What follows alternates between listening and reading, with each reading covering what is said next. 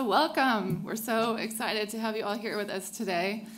Such an honor to have such a distinguished audience. So my name is Sarah Telford. I'm the lead for the OCHA Center for Humanitarian Data. And we're going to start the program today with a short film, and then Her Excellency Minister Hague will have some opening remarks. Thank you.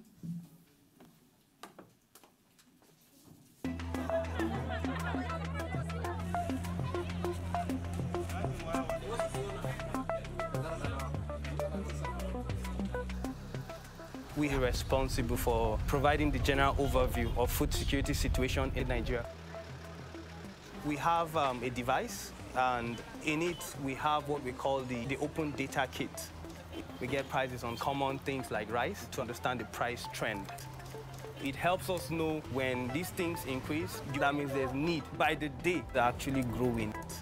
Technology has moved on a huge amount during the time that I've been working in humanitarian action, and we as humanitarians have to adapt to learn how to use that technology to make what we do more effective. I just wanted to review with you, you have here that the average transfer value is around $100. In February 2017, I was deployed to Somalia to support drought response efforts. And one of the most effective ways of responding was to give cash and vouchers to affected people that they were able to use on the local market to buy food. My role was to support the coordination of cash-based assistance. There were 70 partners delivering cash using a variety of modalities. Our extremely efficient colleagues at the Humanitarian Data Exchange were managing and visualizing very quickly the huge amount of data that we had from partners who were delivering cash, and having the data really helped, and it's really effective change on the ground.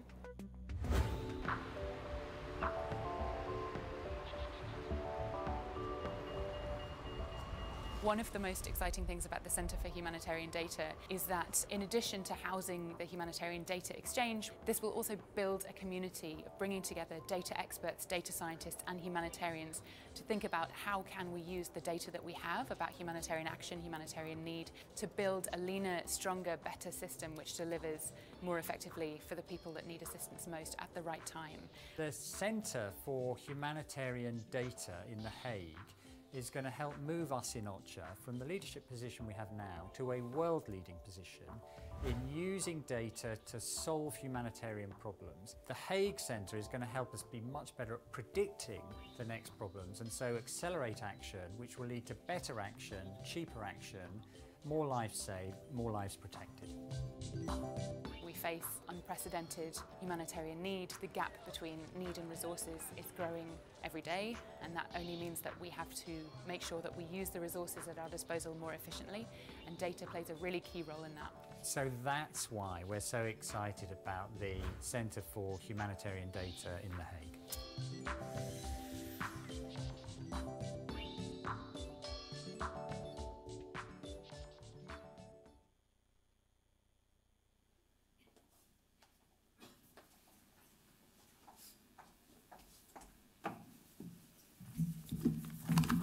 Good morning, Mr. Guterres, Mark, Burgemeester Krikke. Good morning, Excellencies. I'll be very brief because I don't know if it was a smart move to speak before or after the video, but the video says it all, and a picture tells 1,000 words. So I think from our side, in my speech it said I should congratulate OCHA for having chosen The Hague. I think we can only flatter ourselves for having been smart enough to ask you to be here. I think we're extremely proud as the Netherlands that we are part of this community of practice, of leadership, and innovation. The Secretary General has called technology a force of good, and I'd just like to humbly underscore that. Technology is at our fingertips, literally and figuratively, and it is our duty and responsibility to share it, to use it, to change, to save lives, but to transform lives in a way that was hitherto impossible. So the power of data, services, networking, access also comes with the power of voice. It's not only, to my mind, about services, it's also that the city of The Hague, city of justice, is the city of principles. International humanitarian law, the power of voice is also using data for crises where the numbers are contested, where food, access to services has become an instrument of war. So data is bigger than just provision of services. It is also about conflicts and how we engage and have a duty to protect. And with that, I humbly like to congratulate OCHA on the opening of the center, underline that the Netherlands will be a strong principled partner of the United Nations, but also OCHA, as it strives to transform the organization, to lead truly where the humanitarian community needs to be, needs to work, and I hope in our way, as a principled member state, we can be your partner, constructive, sometimes critical, but always loyal and predictable. Thank you very much. Mr. Secretary General.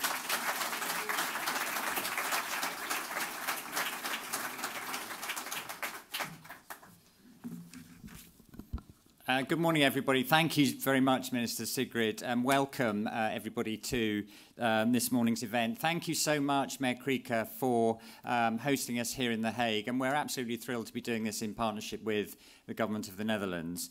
I'm also really pleased to see so many members of the UN family here, and I want particularly to recognise Vitaly Vanselboim from the UN Office for Project Services, who's been a fantastic collaborator for us in OCHA as we set up the centre.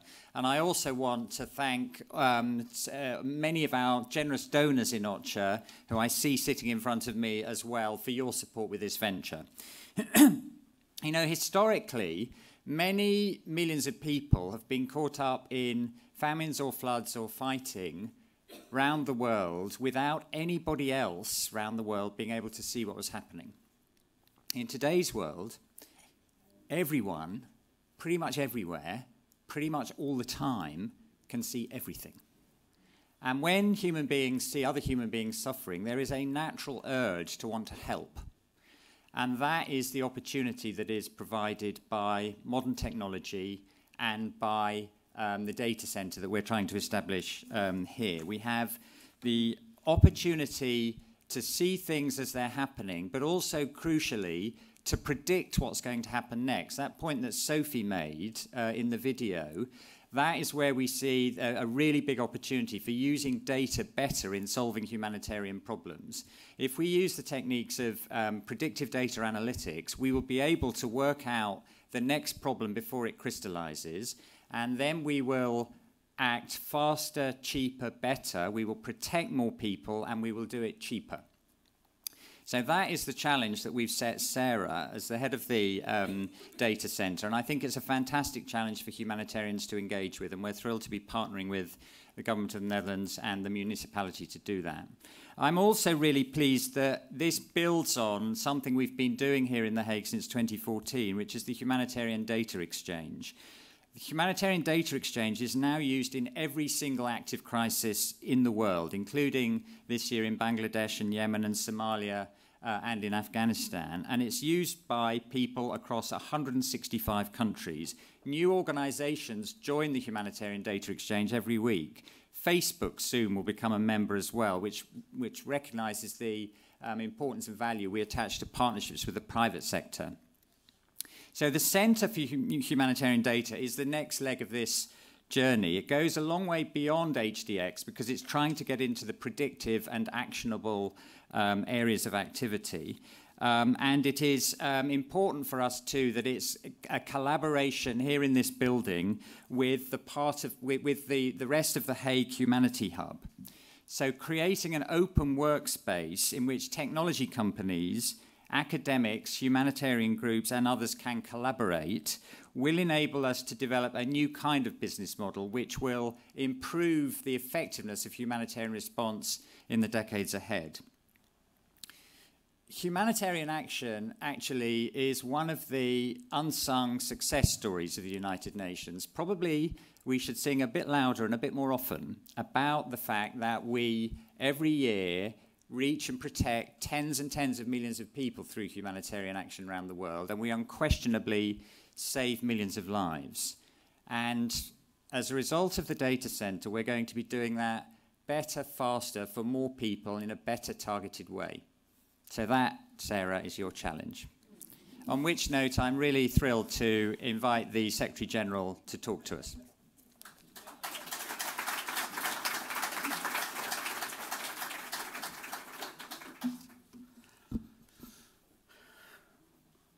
Dear Minister, dear Mark, Excellencies, ladies and gentlemen, It is indeed a great pleasure to be here this morning in the company of our hosts, representing not only the city of The Hague, but the government of the Netherlands, and also with my colleague, the OCHA lead, to open this Center for Humanitarian Data.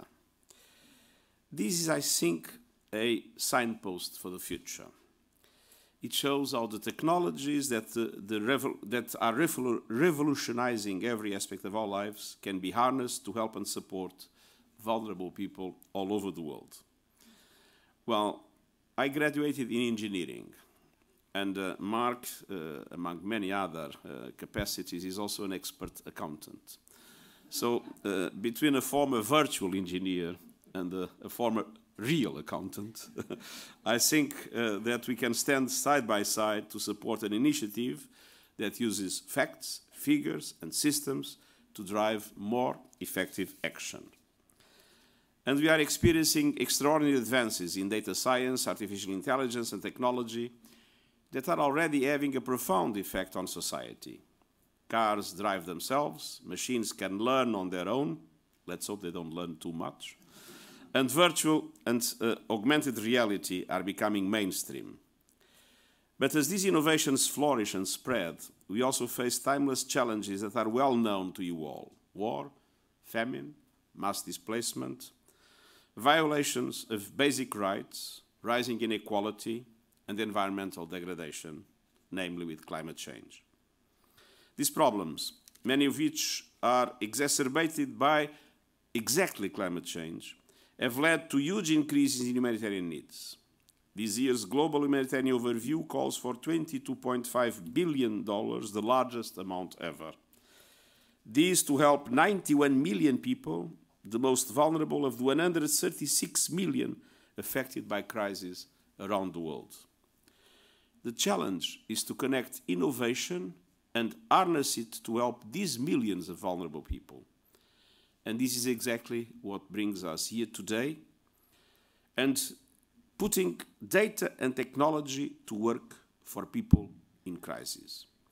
And that is the promise of the Center for Humanitarian Data, to get people the support they need more quickly and more efficiently by harnessing the power of data. This center will help humanitarians to make informed and responsible decisions to meet people's most urgent needs. Accurate data is the livelihood of good policy and decision-making.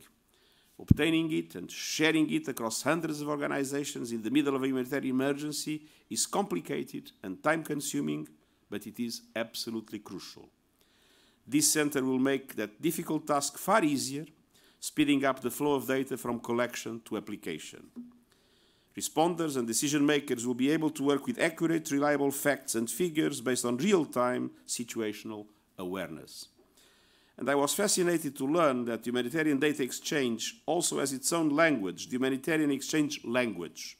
This is becoming a standard across the sector, enabling organizations to communicate more quickly and more smoothly. The idea of a simple standard for messy data will appeal to anyone like me who has worked with humanitarian statistics and not always very able to understand them. And the promise of minimizing extra work by maximizing the value of shared information will find favor with our hard-working staff on the front lines. Faster data leads to better decisions and to better outcomes. And it also makes it easier to measure and monitor progress, which in turn will help aid agencies to analyze their effectiveness, improve their performance, and be accountable for their results, being able to respond to the adequate critics coming from Minister Sigrid. We are already seeing the results of this remarkable innovation. In Nepal, the Humanitarian Data Exchange provided visualizations to illustrate whether humanitarian programs were meeting people's needs. The exercise resulted in significant changes to the humanitarian response. Early this year, early warning data pointed to a series of record-strength hurricanes heading for the islands of the Caribbean. The Humanitarian Data Exchange was a source of the information that led governments and international organizations to prepare for the storms and to launch the mass evacuations that saved lives. In Bangladesh today, hundreds of humanitarian organizations are responding to the crisis caused by the arrival of an estimated now 700,000 Rohingya refugees from Myanmar. The Center for Humanitarian Data is helping to improve their coordination and efficiency. And these will focus on 3 key areas. It will build data sharing networks that connect academics, technological companies, data specialists, and humanitarian organizations.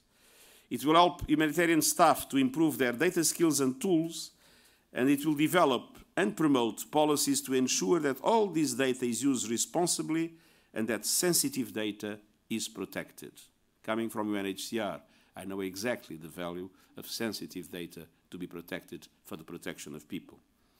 Humanitarians may have a reputation for being idealists who are a little out of touch with reality. But on the contrary, humanitarians are driven by very concrete concerns that make tough decisions every day, and they must constantly seek to improve impact and to measure results.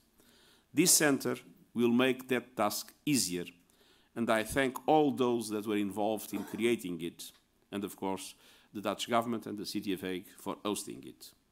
I wish you all the best with your work and also a happy and peaceful holiday season. Thank you very much.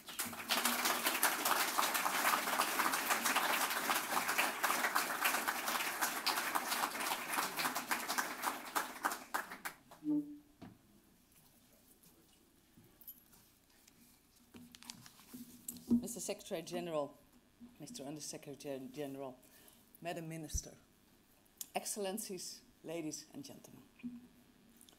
Like sand, desert sand, time slips through our fingers.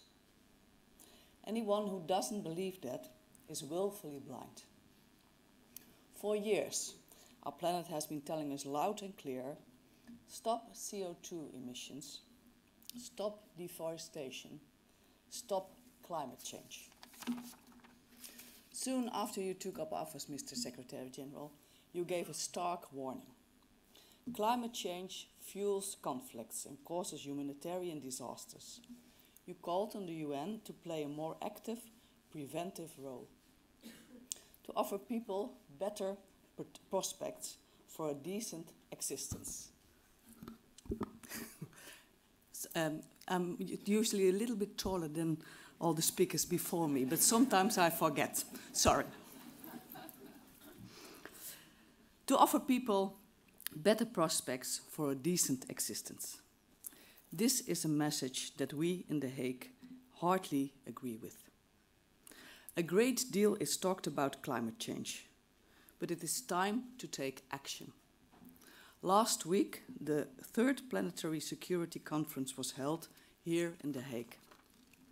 The final statement came with a clear action list, an agenda to tackle the related risks of climate change and security. It is no coincidence that this meeting took place here. In partnership with the Dutch government and the United Nations, The Hague wants to provide a platform for this mission. Of course, over the course of the last century, The Hague developed into an international city of peace and justice, the place where the war criminals are called to account, and where conflicts are settled in court. However, it would be much better if we could prevent conflicts and humanitarian disasters, and intervene when human dignity is threatened as a result of climate change. Looking after the environment is not the icing on the cake, but a precondition for human dignity, if not human survival. The digital revolution offers us unrivaled opportunities to use big data. For that reason, we have set up the Hague Humanity Hub to bring together different parties working on innovation on this is always a difficult word, innovation relating to peace, justice and humanitarian aid under one roof. 21st century challenges required 21st century solutions. Working together in network organizations applying the latest technologies, and sharing all the available data and knowledge. The arrival of the data center of UN OCHA will greatly enhance the humanitarian hub. What is more, without UN OCHA, the humanitarian hub could not operate in a proper way. Because if we want to provide really effective support to people in crisis, then sharing and making data and knowledge available is crucial. Access to data increases the independence and resilience of citizens, not only in the safe and peaceful places on our planet, but also in those areas which are plagued by climate change and violent conflicts.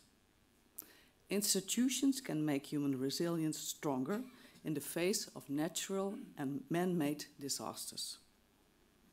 Human resilience in those situations is remarkable, something I have experienced on my travels. The UN City of The Hague considers it its duty to support this resilience where possible, and thus actively contribute to the creation of stable, peaceful, and fair societies. Thanks to the knowledge and power assembled here, we are able to do just that. Especially now that the Office of the Coordination of Humanitarian Affairs is based here. To contribute with partners in the Humanity Hub is to our shared vision. A decent existence for everyone, everywhere, always. Thank you very much.